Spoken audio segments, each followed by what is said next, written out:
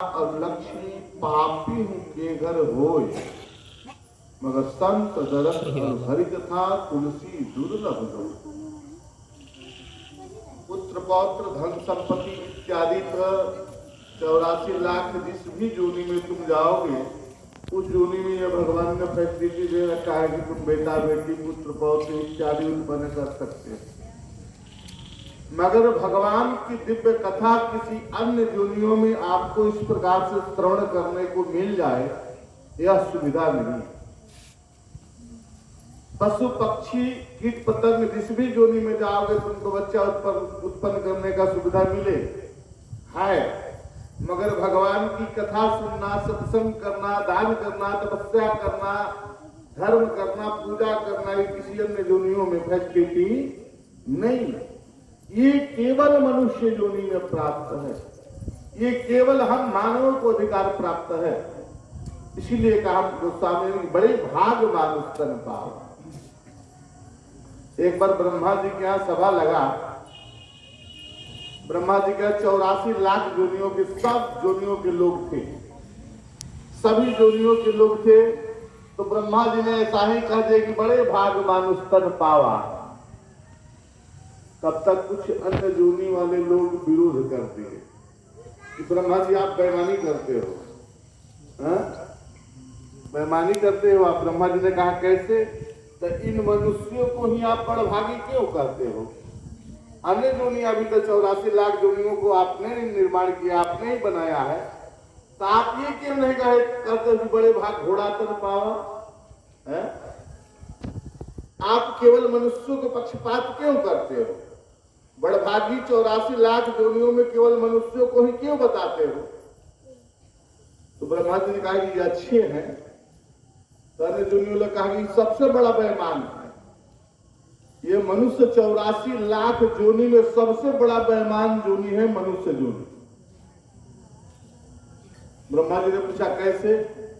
तो घोड़ा खड़ा हुआ, घोड़ा ने कहा कि ब्रह्मा जी आप ईमानदारी पूर्वक बताइएगा, मुझे आपने बनाया? ब्रह्मा जी ने पूछा घोड़ा ने कि मुझे आपने बनाया?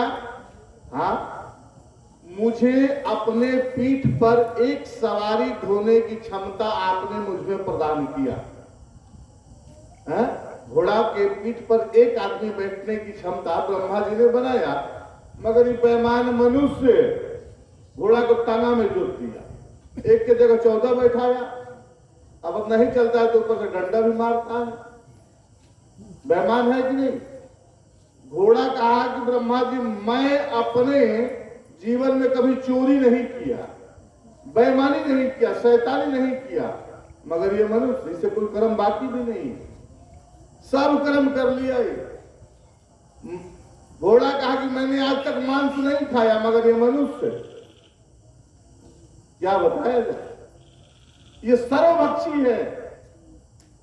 मांस भी चाहिए, मदिरा भी चाहिए, फलाहार भी चाहिए, शाकाहार भी चाहिए, आहार भी चाहिए, सब कुछ इसी को चाहिए। घोड़ा तो मान लो घास भूसा खाएगा है? उसको मीट मुर्गा बना के दे दोगे तो वो नहीं खाएगा। मगर ये मनुष्य सबसे बड़ा बेईमान मनुष्य है। 84 लाख जोनियों में सबसे बड़ा बेईमानी मनुष्य जोनी है। घोड़ा को कम से कम पेट भर भोजन दे दो तो चैन से सो जाता है। हमारा आज का भोजन मिला ना तो सोचे कल के लिए बांट दे, कल के लिए हम पैकेज बना ले, कल क्या खाएंगे। सोचते सोचते सोचते सोचते अरे इतना लंबा अपराध का कुंडली खंगालो तो पता चलता है कि महाराज जी जब कमाने लगता है मनुष्य तो लगता है कि सारा दुनिया का धन हम ही को मिल जाए। तुरंत भेड़ खड़ा हुआ, भेड़ ने कहा कि देखो ब्रह्मा जी आपने देखो बड़े भाग मानुष तन पावा। भेड़ ने कहा कि ब्रह्मा जी आप बेईमान आदमी हो, आप इन मनुष्यों को ही क्यों कहते हैं कि बड़े भाग मानुष? बड़भागी है मनुष्य, बड़ा भाग से शरीर प्राप्त होता है। भेड़ ब्रह्मा जी ने पूछा तुम्हें क्या कहना है? तो भेड़ ने कहा कि ब्रह्मा जी आपने मुझे बनाया, मेरे शरीर पर बाल उगाया, क्यों? कि मुझे ठंडी से रक्षा हो। और ये बेईमान मनुष्य मेरा बाल काट लिया, अपने लिए कंबल बनाया, मुझे ठंडा में रख दिया। है कि नहीं बेईमान? मनुष्य अपने लिए कंबल, भेड़ कबीर का बाल काट लिया, और अपने लिए बढ़िया बढ़िया एक से कंबल बनाया और भेड़ को ठंडा में मारने के लिए छोड़ दिया। बेईमानी है कि नहीं? तब तक बकरी खड़ी हो गई। बकरी ने कहा कि बहन तुम्हारा तो ये बाले उड़ाया, हमारा तो गर्दन उड़ा दिया, उड़ा दिया अपने चक्कर में, हमको तो बर्बाद कर दिया। इसलिए बड़े भाग मानुष तन पावा, सुर दुर्लभ सब ग्रंथ निगावा। ब्रह्मा जी ने सभी दुनियों के अपवाद के रूप में बात सुन लिया। तब ब्रह्मा जी ने कहना प्रारंभ किया क्या कि बड़े भाग मानुष तन पावा, सही बात है, लेकिन कब? तब जब साधन धाम मोक्ष कर द्वारा, पाई न देहि परलोक संवारा, सो परत्र दुख पावई सिर धुनि धुनि पछताई, अकाल ही कर्म ही ईश्वर ही मिथ्या दोष लगा। ब्रह्मा जी ने कहा कि देखो ये समस्त साधनों का धाम है यह मनुष्य शरीर। तुम बकरी बन के, घोड़ा बन के तुम दान नहीं कर सकते हो, तुम मंदिर नहीं बना सकते हो, तुम यज्ञ नहीं कर सकते हो, तुम कथा नहीं सुन सकते हो। किसी भी अन्य जोनियों में तुम चले जाओ, 84 लाख जोनी में, जितने भी जोनियों को मैंने चर्चा किया, किसी भी जोनी में यह सुविधा नहीं है कि तुम इस तरह से बैठ करके कथा भगवान की सुन सकते हो। यह मनुष्य शरीर समस्त साधनों का धाम है। नरक स्वर्ग अपवर्ग निसेनी, तिराहे पर मनुष्य शरीर प्राप्त हो जाना, मान लो कि तुमको तिराहे पर लाकर के परमात्मा ने खड़ा कर दिया है। एक रास्ता नरक को जाता है, एक रास्ता स्वर्ग को जाता है, और एक रास्ता अपवर्ग को जाता है। जहां से 3 रास्ता फूटता हो, ऐसे जगह पर लाकर भगवान तुमको खड़ा कर दिया है। अब तुमको जिस रास्ते पर चलना है, जहां जाना हो उस रास्ते पर चलो। भगवान कहते कि इसके आगे मैं नहीं, इसके आगे तुम अपना कर्म फल लो। तुम जैसा कर्म करोगे, इधर जाना चाहोगे उधर चले जाओ। नरक का भी रास्ता तुम्हारे सामने है, स्वर्ग का भी रास्ता तुम्हारे सामने है, और अपवर्ग का भी रास्ता सामने है। चाहे जिस रास्ते पर तुम चलो, ठीक वहीं पहुंच जाओगे। स्वर्ग जाना चाहते हो तो अच्छा अच्छा सुंदर सुंदर दान धर्म तपस्या इत्यादि क्या करो तो स्वर्ग की तरफ चले जाओगे। और नरक में जब रिजर्वेशन पहले से करा रखे हो तो मैं क्या करूं? मैं कथा सुना करके भी नहीं तुम्हारा कैंसिल करा सकता हूं टिकट। यदि तुम्हारा पहले से टिकट कंफर्म है तो उसको मैं क्या कर सकता हूं? इसलिए ब्रह्मा जी ने कहा, अन्य दुनियों को लोगों ने जो शिकायत किया कि ब्रह्मा जी आप बेईमान आदमी हैं, ब्रह्मा जी ने कहा कि नहीं, मैं बेईमान नहीं हूं। मैं इस रास्ते से तुमको कह रहा हूं कि साधन धाम मोक्ष कर द्वारा, अपाई न जही परलोक सवारा। इस मनुष्य शरीर समस्त साधनों का धाम है।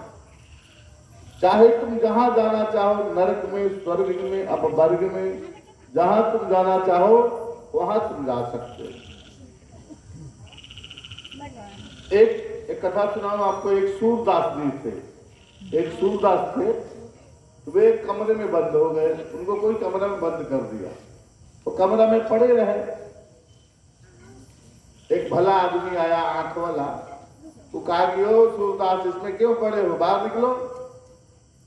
उस सूरदास ने कहा कि इसमें दरवाजा नहीं है, चारों तरफ से बंद है, मैं कैसे निकलूंगा, मैं तो अंधा हूं, और इसमें दरवाजा मिल नहीं रहा, दरवाजा है नहीं। तो चूंकि आंख वाला जो था वो व्यक्ति कहा कि नहीं दरवाजा है, क्योंकि उसे दिख रहा था कि दरवाजा है, और चूंकि वो अंधा था इसलिए उसको नहीं दिखाई दे रहा था कि दरवाजा है या नहीं है। तो वो कहे कि दरवाजा नहीं है, वो कहे कि दरवाजा है। आंख वाला कहे कि दरवाजा है, अंधा कहे कि नहीं है। आंख वाला ने कहा कि देखो, तुम आंख से भले अंधे हो, लेकिन अनुभव के अंधे मत बनो, अनुभव के अंधे मत बनो। तुम दीवार के सहारे टटोलना शुरू करो और चलते रहो, चलते रहो, चलते रहो। कुछ देर बाद है तो पूरा चक्कर लगा लोगे तो दरवाजा मिल ही जाएगा तुमको। सूरदास वैसा ही किया जैसा आंख वाला आदमी ने बताया। तो दीवार को पकड़ पकड़ के चलना शुरू किया, मगर उसका दुर्भाग्य जब दरवाजा पर पहुंचता है वो व्यक्ति सूरदास, उसके माथे में बड़ी जोर से खुजली मचती है? जब दरवाजा आता है ना तो खुजलाने लगता है और चलते रह जाता है, बस इतने में दरवाजा पार हो जाता है। फिर दोबारा टटोलना शुरू करता है, फिर दीवार पकड़ता है, पकड़ते पकड़ते पकड़ते पूरा चक्कर लगा के जब दरवाजा पर आता है ना तो फिर उसके माथे में खुजली मचती है, वो टटोलना छोड़ करके खुजलाने लगता है।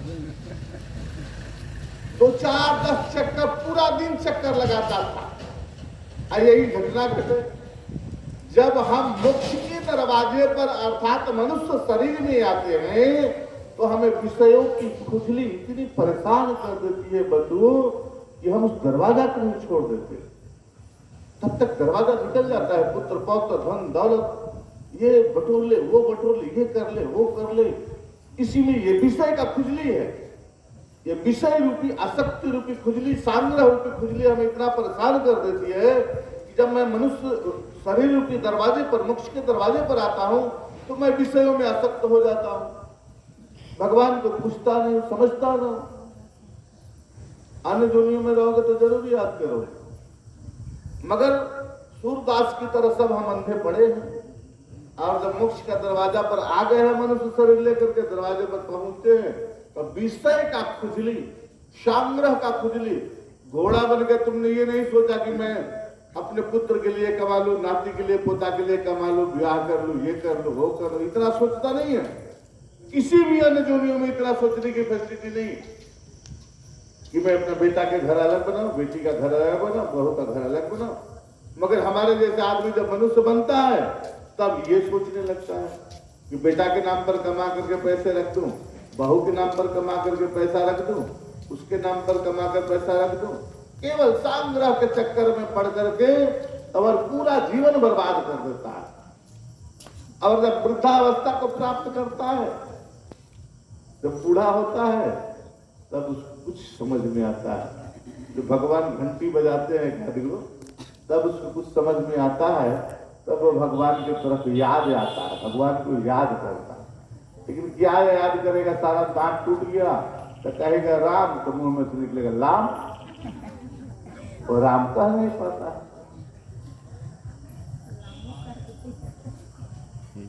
ऐसा ऐसा घटना मनुष्यों के साथ घटती है बंधु।